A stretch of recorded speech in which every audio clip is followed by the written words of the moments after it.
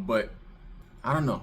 I guess it's kind of a trust thing, because you also got some pastors who are seemingly more well off than the people in their congregations. I'm giving you this money and you over here driving in the fancy whips, and I'm struggling. About to make it, blow a bag full of cash, like turn to the side, let me see. Damn, I think we all could agree. You and your friends, I done counted 2 or 3. And you looking even better here with me. We don't need no dinner, you the no boo. Tell me where you're from, girl, is your local? Got a couple dollars we could blow through. Take a couple trips, yeah, I could show you.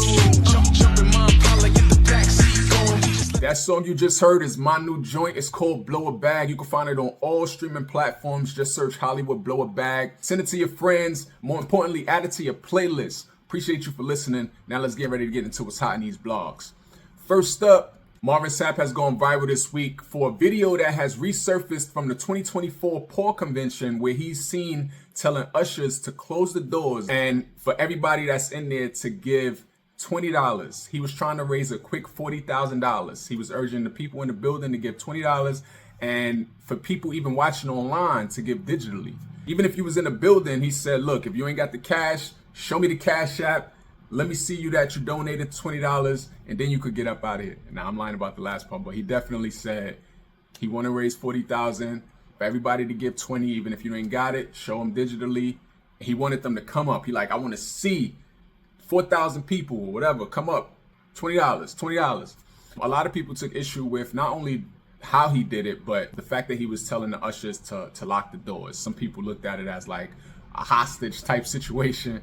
I don't think it was that serious, but it did leave a bad taste in a lot of people's mouths. Me personally, I never really got the whole tithing thing, to be honest. I feel like if you are attending a church and you have it to give and you want to give when the offering plate come around, yeah, by all means, do so. But I never really got the idea of it being a requirement to do it, or in this case, seemingly forced to do it. And it's like, what if I ain't got it? Like, times is kind of hard right now. Eggs is like $10.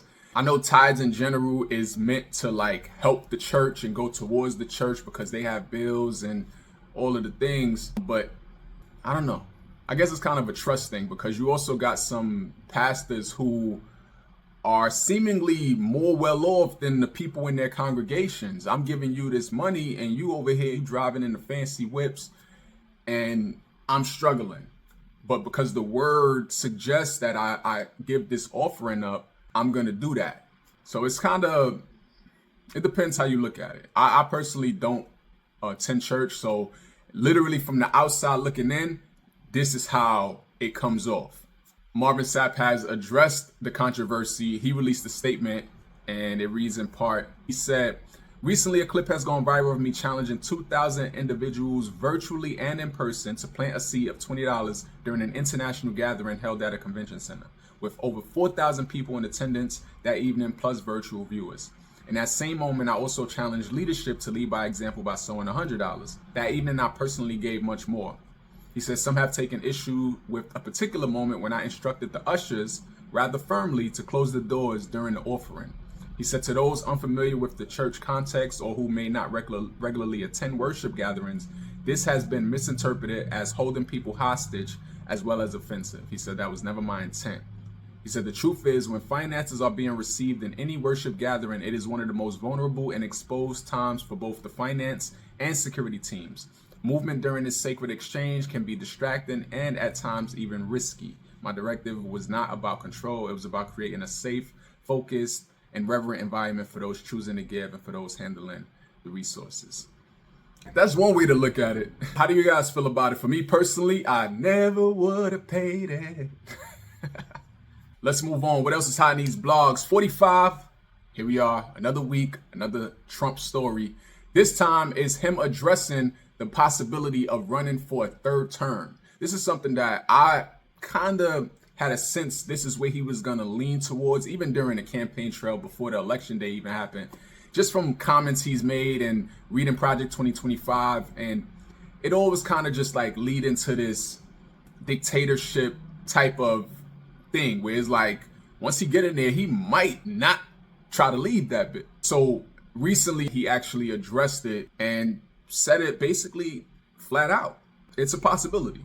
Despite the Constitution not allowing it, and that is going to be a tall wall to climb over, he's still entertaining the idea. The same way they're trying to change and rewrite history, it wouldn't be surprising if they try to change the Constitution. He told reporters over the weekend when they were asking him about it, he said, "I'm not looking at that, but I'll tell you I've had more people ask me to have a third term."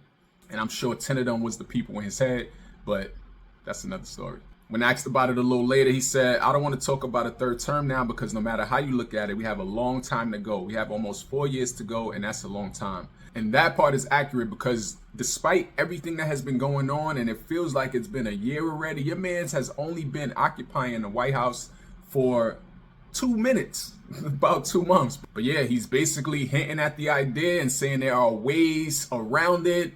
But one thing is for certain, your man's is losing a lot of support. Even people who actually voted for him are seeing that they effed around and now they are finding out. So if it did come down to him trying to find a way to get a third term, I doubt it's happening. Unless they cheat again.